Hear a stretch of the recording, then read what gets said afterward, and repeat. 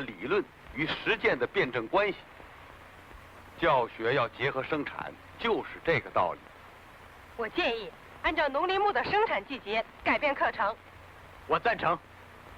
我们共产主义劳动大学要自己闯出一条新路子。这样吧，我们不能从书本到书本，从理论到理论，而是要理论联系实际。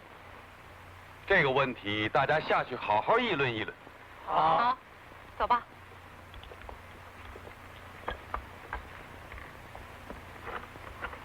孙主任，你的思想通了吗？怎么，靠那2坨泥巴就能打倒凯洛夫吗？别提你的凯洛夫了，我和他斗了好几个晚上，瞧，眼睛都熬红了。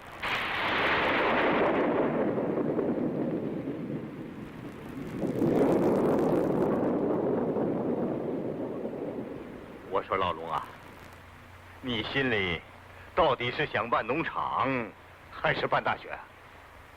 办大学呀，办大学？世界上哪有这样的大学？世界上没有，我们就办他一所嘛。就凭这2坨泥巴？你不要小看这2坨泥巴，这绝不是我们坐在办公室里能想得出来的。依我看，这2坨泥巴比起我们目前的教学方法要高明得多呀。哎，老龙啊，你可知道，目前这一套，这是多少年的传统，多少中外教育家心血的结晶啊！2坨泥巴能打倒他吗？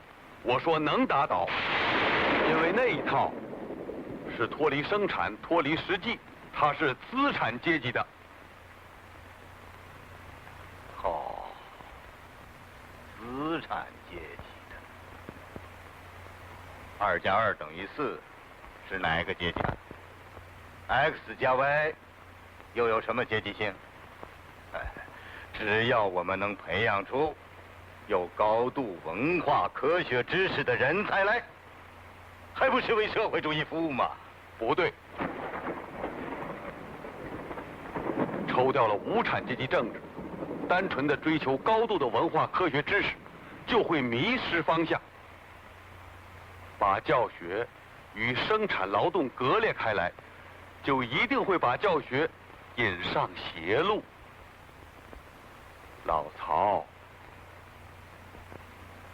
毛主席说，学问再多，方向不对，等于无用啊。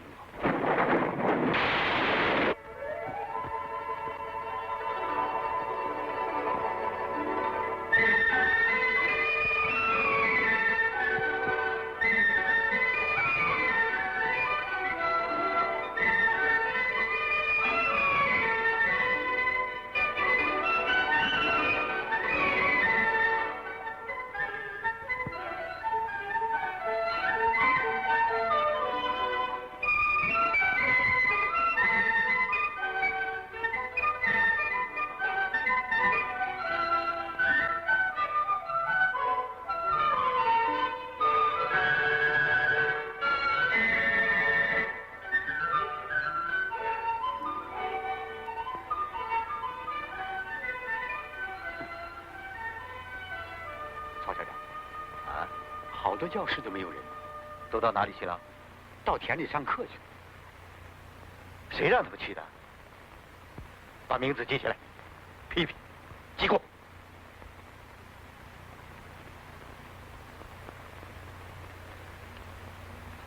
同学们，刚才我给大家讲了稻子和稗子茎叶的区别，下面我讲一讲稻子和稗子根部的区别。高老师，这些到田里一看就懂了。我建议我们班应该向肖老师他们班学习，把课堂搬到田里去，给咱们讲讲科学种田、合理觅植。同学们，曹校长说，这教学计划是专区赵副专员批准的，不能随便改动。龙校长，同学们要求结合农时，把课堂搬到田里去上。我去敲钟。不，我去找找曹校长再说。谁让你们到田里去的？肖老师让我们到田里去上课。你看看你们这个样子，啊，还像个大学生吗？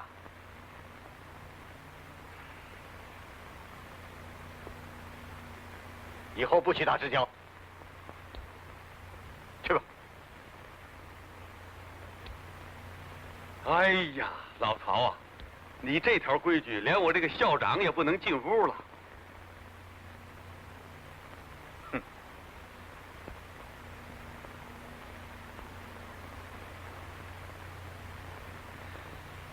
老龙啊，你为什么老把学生弄到田里去呢？我找你，就是要谈这个事儿。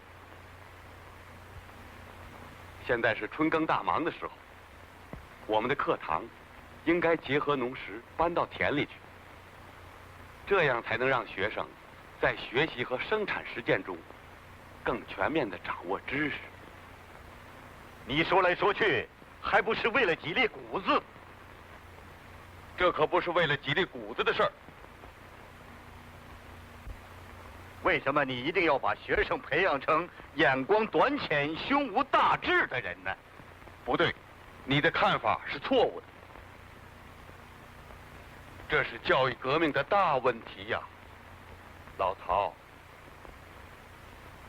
你让同学们穿着鞋袜，在课堂里植树，在黑板上种田，学农不务农，学农不爱农。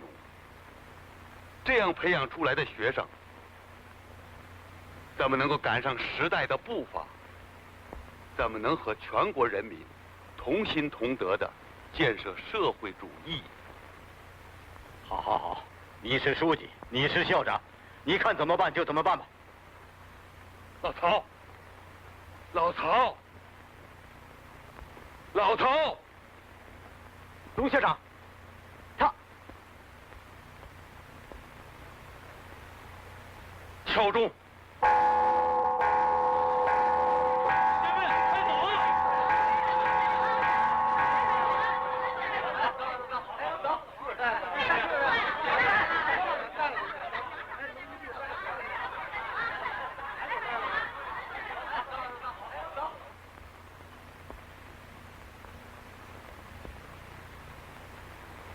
办公大，开始我就不同意。深山沟里办大学，能培养出好人才。现在既然办起来了，就要按我们的样子办，要正规化。那些工农学生赶不上，就让他们回家种地，各尽所能嘛。是啊，可老龙他，我们。